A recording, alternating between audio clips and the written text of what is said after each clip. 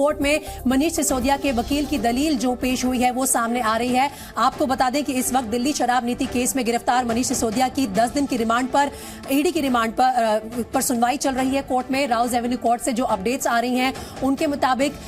जो दलील पेश की गई है कोर्ट में सिसोदिया के वकील द्वारा, उसमें यह कहा गया है कि अलग अलग स्तरों पर नीति की जांच हुई थी। एलजी के पास शराब नीति का ड्राफ्ट भी गया था। अपने बचाव में ये दलीलें पेश कर रहे हैं इस वक्त मनीष सिसोदिया के वकील, और प्रॉफिट मार्जिन पर एलजी को आपत्ति नहीं थी, इस बात का भी खुलासा किया है मनीष सिसोदिया के वकील ने आज कोर्ट में। जल्दबाजी तो नोटबंदी में भी की गई थी। अगर जल्दबाजी का आरोप लगाया जा रहा है मनीष सिसोदिया पर दिल्ली सरकार पर एक्साइज पॉलिसी को लागू करने में, तो दलील जो दे रहे हैं मनीष सिसोदिया के वकील वो ये कह रहे हैं कि जल्दबाजी तो नोटबंदी के मामले में भी की गई थी। ये कुछ दलीलें हैं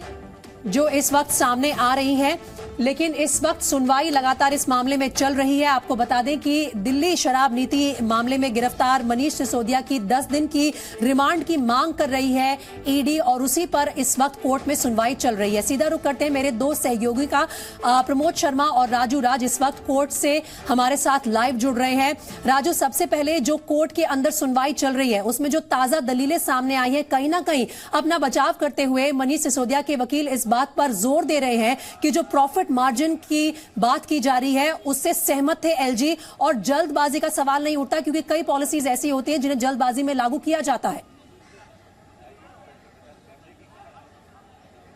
बिल्कुल, देखिए ये वही दलील है जब सीबीआई ने मनीष सिसोदिया को गिरफ्तार किया था उस वक्त भी ये तमाम दलीलें रखी गई थी मनीष सिसोदिया के वकील अपने बचाव में, और इस बात का जिक्र किया गया कि जब नई एक्साइज पॉलिसी चुनी हुई सरकार बनाती है, कोई पॉलिसी बनाती है, तो कंसर्न मंत्रालय, वित्त मंत्रालय और इसके अलावा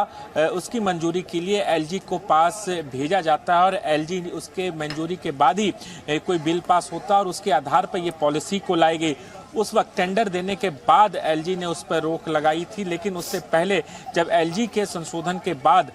जो बिल को लागू किया गया था उस वक्त एलजी क्या कर रहे थे, और कोई जल्दबाजी में ये फैसला नहीं लिया गया था। और जो विजय नायर की बात सामने आ रही है कि विजय नायर ही जो तमाम जो भ्रष्टाचार हुए, जो पैसों का लेन देन ट्रांजेक्शन उसे देख रहा था, तो ये बताया गया कि विजय नायर मनीष सिसोदिया का रिप्रेजेंटेटिव था। उस आधार पर विजय नायर के साथ उनके लिंक बताने की कोशिश की जा रही। इसके अलावा अभी कोर्ट में जो दलील सामने आई है, उन्होंने कहा कि अपनी बेगुनाही को सारी बोझ मनीष सिसोदिया पर डाल दिया गया है, और 57 पन्नों का जो रिमांड अर्जी है 57 पन्नों का, लेकिन सारी बातें सीबीआई की अर्जी वाली है। एक पैसे का मनी ट्रेल नहीं हुआ है और फिर भी रिमांड चाहिए। तो बार बार मनीष सिसोदिया के वकील अपने बचाव में कहा गया कि जो मनी ट्रेल की बात सामने आई है वो नहीं हुआ है, और किसी भी तरीके से वही दलीलें ईडी की तरफ से भी दी जा रही है जो दलीलें ऑलरेडी सीबीआई ये एक इंपॉर्टेंट दलील है जो आप बता रहे हैं राजू, क्योंकि पूरी तरह से जो ईडी का मामला है मनीष सिसोदिया के खिलाफ, जिसके चलते वो मनीष सिसोदिया की रिमांड मांग रहे हैं, उसमें कहीं ना कहीं मनी लॉन्ड्रिंग और मनी ट्रेल वाला एंगल एस्टैब्लिश करना बहुत जरूरी है। इसके अलावा सीबीआई अगर इन्हीं मुद्दों की जांच कर रही है तो मनीष सिसोदिया का पक्ष ये कह सकता है कि फिर ईडी को इनकी गिरफ्तारी की या इनकी रिमांड की क्यों जरूरत है। एक बार मैं प्रमोद शर्मा का भी रुख कर लेती हूं। प्रमोद, आज सुबह से करीब 1 घंटे पहले से जब से ये सुनवाई शुरू हुई, कुछ नए तथ्य सामने आ रहे हैं, और जो ईडी दलील पेश कर रही है कोर्ट में उनमें एक बड़ी बात ये सामने आई है कि ये साजिश को कोऑर्डिनेट कर रहा था मनीष सिसोदिया का पीए नायर, विजय नायर, लेकिन इनके अलावा किंगपिन के तौर पर कहीं ना कहीं आज नाम जो सामने आया है उसमें अरविंद केजरीवाल का भी नाम आया है, और मनीष सिसोदिया दोनों मिलकर ये डायरेक्ट कर रहे थे कहीं ना कहीं विजय नायर को, ये कहना ईडी का। बिल्कुल प्रीति, ये पहली बार नहीं है जब ईडी ने कोर्ट रूम में ओपन कोर्ट के अंदर अरविंद केजरीवाल का नाम लिया है। इससे पहले भी जब विजय नायर के खिलाफ चार्जशीट फाइल होनी थी तो उससे पहले भी कोर्ट में ईडी ने बताया था कि ये किस तरीके से पूरी कॉन्स्पिरेसी रची गई थी। दरअसल इसे अगर हम आसान शब्दों में समझने की कोशिश करें तो ईडी की जाँच में अभी तक ये निकल के सामने आया है कि अरविंद केजरीवाल यानी आम आदमी पार्टी को दूसरे राज्यों में चुनाव लड़ने के लिए जाना था, उनको फंड की ज़रूरत थी, और ऐसे में अरविंद केजरीवाल का का खास विजय नायर है, उसको अरविंद केजरीवाल ने बोला कि एक जो है एक्साइज पॉलिसी ड्राफ्ट करो, और क्योंकि आबकारी मंत्री मनीष सिसोदिया थे तो उनको इस काम में लगाया गया कि ये ऐसी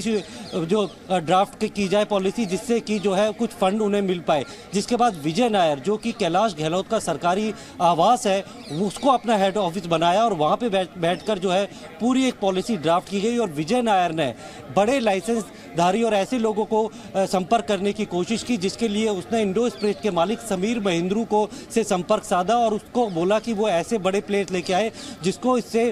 हम लाइसेंस देंगे और उनको वो फायदा पहुंचाएंगे। जिसके बाद जो समीर महिंद्रू है उसने अरुण पिल्लई को और साथ में उसने साउथ के कार्टेल से संपर्क साधा और उनको बोला कि अगर वो बड़े यहाँ पर जो है एक्साइज पॉलिसी में लाइसेंस देते हैं, उनके हिसाब से वो पूरी पॉलिसी ड्राफ्ट की जाएगी। पॉलिसी ड्राफ्ट करने के बाद बाकायदा उसे जो लागू करवाने से पहले या फिर टेंडर निकालने से पहले उनको एक ड्राफ्ट दे दिया गया था। इसके एवज में 100 करोड़ रुपए लिए गए थे। और साथ में दिनेश अरोड़ा जो है वो पैसे किस किस से लेने हैं, कौन कौन से जो बड़े प्लेयर हैं वो इस एक्साइज पॉलिसी में फ़ायदा उठाएंगे, उनको संपर्क साधने के लिए दिनेश अरोड़ा को लगाया गया। और भी कई सारे लोग थे कि इससे जो है, और सीधे तौर पे बोला गया कि जो प्रॉफिट मार्जिन है उसे हम बढ़ाकर 12% कर देते हैं, जिसमें से 6% जो है वो साउथ के कार्टेल को जाएगा और बाकी का 6% जो है वो पब्लिक सर्वेंट यानी आम आदमी पार्टी के जो बड़े नेता थे उनके पास मेरे आएगा। ख्याल से ये बहुत अहम दलील है। मैं एक बार राजू से पूछना चाहती हूँ, इस दलील के मद्देनजर राजू, जो आज कोर्ट रूम में पेश की गई है ये दलील ईडी की तरफ से कि कहीं ना कहीं साउथ लॉबी के जो व्यापारी हैं उनको फायदा पहुंचाया जा रहा था और उन्होंने दलील दी है कि 100 करोड़ की रिश्वत भी ली गई थी। ये वो मनी एस्पेक्ट है जिसे ईडी पुरजोर तरीके से आज कोर्ट के सामने पेश करेगी, क्योंकि इसी के चलते उनका केस जो है वो मजबूत होता है।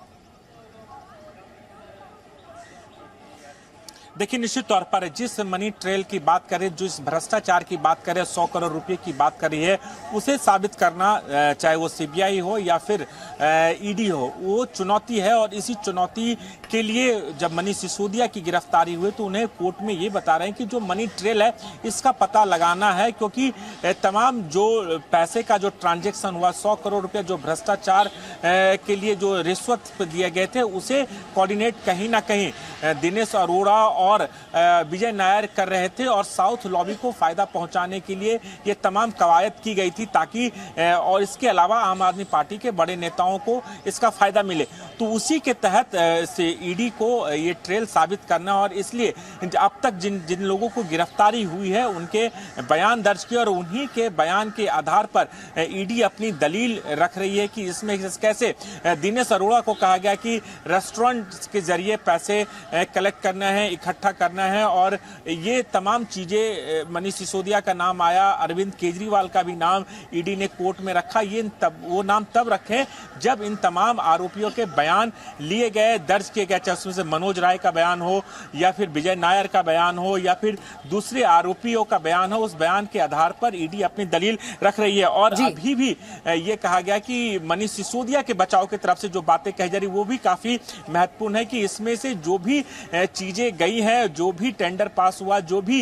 एक्साइज पॉलिसी बनाए गए थे, वो एलजी के पास भेजा गया था और एलजी के आदेश के बाद ही इसे लागू किया गया। तो इस बात को लेकर भी बचाव पक्ष अपनी रख रहा है और ये भी कहा जा रहा है कि मनीष सिसोदिया पर सारा आरोप मढ़ा जा रहा है, सारा बोझ डाला जा रहा है और यही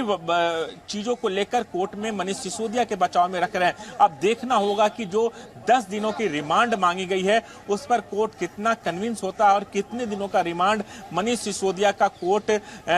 ईडी को देती है। और ये भी बताया गया है कि जो 57 पन्नों का रिमांड कॉपी बनाई गई है, रिमांड के आधार बनाए गए, वो सभी जो सीबीआई ने तय किए थे वही रिमांड कॉपी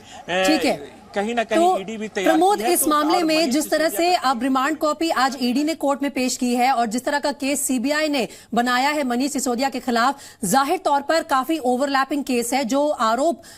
सीबीआई ने लगाए हैं, मिलते जुलते आरोप ईडी ने भी लगाए हैं। लेकिन अगर बात की जाए उस साउथ लॉबी की जिस पर आज सबका फोकस है, क्या उसी के चलते कहीं ना कहीं केसीआर की बेटी के कविता पर भी अपना जो है शिकंजा कसने की कोशिश करेगी ईडी, जिनको समन भेज दिया गया है पूछताछ में शामिल होने के लिए? और आज संजय सिंह का नाम भी कोर्ट में आया है। उस मुद्दे पर वकील ने क्या कहा है?